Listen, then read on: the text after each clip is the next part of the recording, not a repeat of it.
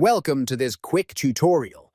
Today, we'll guide you on how to secure your saved passwords in the Microsoft Edge mobile app by enabling PIN or biometric authentication for Autofill. This extra layer of security ensures only you can access your passwords. Let's get started with the step-by-step process. Open the Microsoft Edge mobile app on your device. Look for the three horizontal lines at the bottom right corner of your screen and tap on it. From the menu options, select Settings. Inside Settings, find and tap on the Passwords section.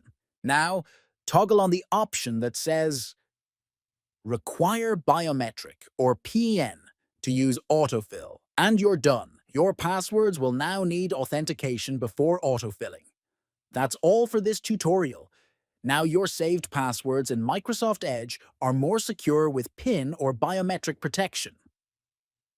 If you found this helpful, don't forget to like and subscribe. Thanks for watching.